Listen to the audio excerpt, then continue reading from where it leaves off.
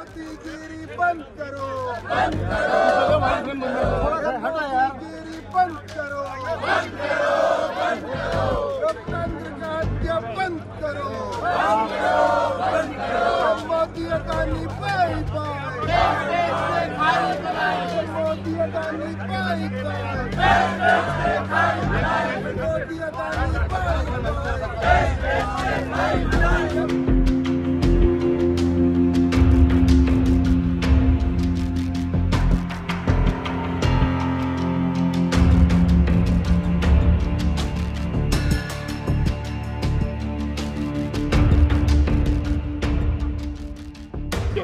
दोस्तों, जैसा तमाम लोगों को पता है, आज दोनों हाउसेस में, लोकसभा और राज्यसभा में, दोनों हाउसेस में अपोजिशन की तमाम पार्टी 17-18 पार्टी राज्यसभा और लोकसभा में आज जेपीसी के मुद्दे पे, राहुल गांधी जी के डिस्क्वालिफिकेशन वाले मुद्दे पे दोनों जगह आवाज उठाई। लोकतंत्र की जिस तरह से हत्या की गई उसके ऊपर आवाज उठाई और दोनों जगह बहुत अध्ययन हुआ है 2 बजे तक।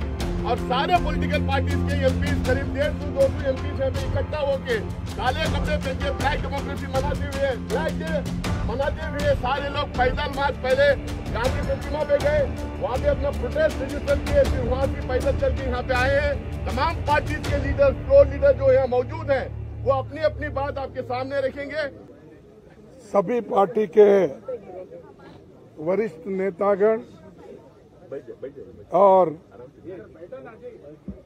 मीडिया के मेरे दोस्तों और पार्लियामेंट के सभी सदस्यों मित्रों, पहला तो मैं सभी पार्टी के नेताओं को, जो हमारे फ्लोर लीडर्स हैं लोकसभा में, राज्यसभा में और इम्पोर्टेंट लीडर्स भी जो है, उनका मैं शुक्रिया अदा करता हूं, धन्यवाद देता हूं कि उन्होंने कल जोरदार तरीके से हमारा समर्थन किया।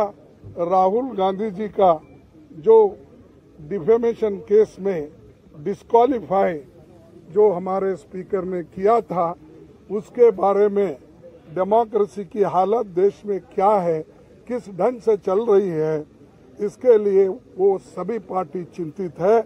और उन्होंने राहुल गांधी जी के इसके लिए सभी लोग ने डिफेंड करके और उनके बारे में अपनी बात जो बताई, इसलिए मैं उनको पुनः यहाँ पर धन्यवाद देना चाहता हूँ, उनका शुक्रिया अदा करना चाहता हूँ।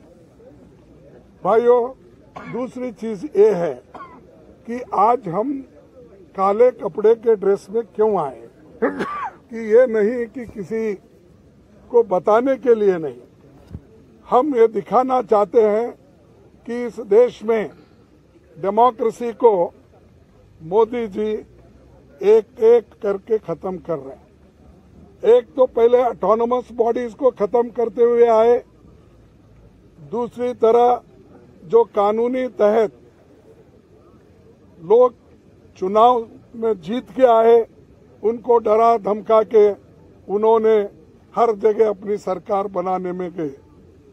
तीसरी बात, जो लोग झुकते नहीं, उनको झुकाने के लिए ईडी का इस्तेमाल, सीबीआई का इस्तेमाल उन्होंने किया और कर रहे हैं भी। और हर एक चीज को ऑथेंटिसिटी पूछते हैं पार्लियामेंट में और राज्यसभा में। और जो ऑथेंटिक तरीके से हमने ये कहा कि देखिए, ये जेपीसी का मामला है, सभी लोग डिमांड कर रहे हैं, जो व्यक्ति अडानी जिसकी संपत्ति पहले 3,000 करोड़ थी, उसके बाद उसकी संपत्ति 50,000 करोड़ बन गई, फिर उसके बाद उसकी संपत्ति 2 लाख करोड़ बन गई, लेकिन 2.5 साल में उसकी संपत्ति 12 लाख करोड़ बन गई। ये कैसा बना? इसके लिए राहुल गांधी जी ने पार्लियामेंट में चंद प्रश्न पूछे।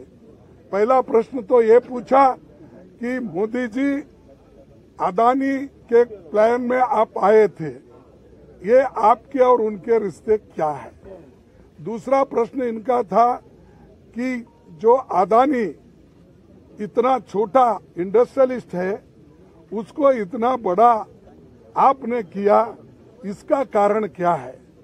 और तीसरा, आप फॉरेन कंट्री जब जा रहे हैं, दूसरे मुल्कों पे जब जाते हैं, उनको प्लेन में लेके जाते हैं, कितने बार लेके गए?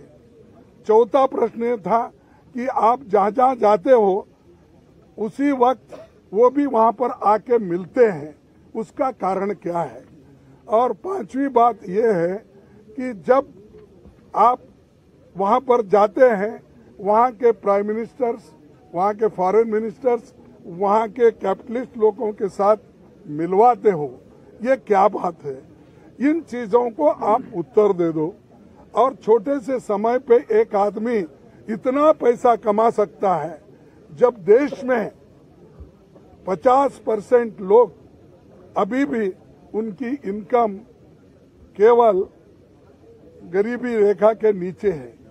लेकिन ऐसे बड़े लोगों का जो आज संपत्ति बढ़ रहा है, इतना फास्ट बढ़ रहा है, कोई पर कैपिटा इनकम दूसरों का उतना नहीं बढ़ रहा है। इसके लिए जो सवाल किए थे, उन सवालों का जवाब वो नहीं दे सके।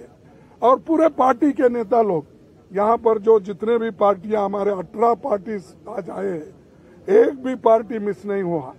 सभी मिलके यही मुद्दा पूछ रहे कि भाई आप ज्वाइंट पार्लियामेंट्री कमेटी बिठाओ, उसमें खुल के आएगा, सत्यता बाहर आएगी, रिकॉर्ड्स देखेंगे और रिकॉर्ड्स छानबीन करने के बाद जो चीज बाहर आएगी वो सबको मालूम होगा, ट्रांसपेरेंसी होगी। और आपको ये भी मालूम होगा कि हम जो ये डिमांड कर रहे हैं, ये डिमांड क्यों कर रहे हैं, ये भी लोगों को मालूम होगा। तो ये जो चीजें हैं, उनके फाइल भी जांच हो गई। और आप जेपीसी करने को क्यों डर रहे हो? आपका तो मेजॉरिटी है, 2/3 मेजॉरिटी है, बहुमत है। हम तो अल्पमत में है।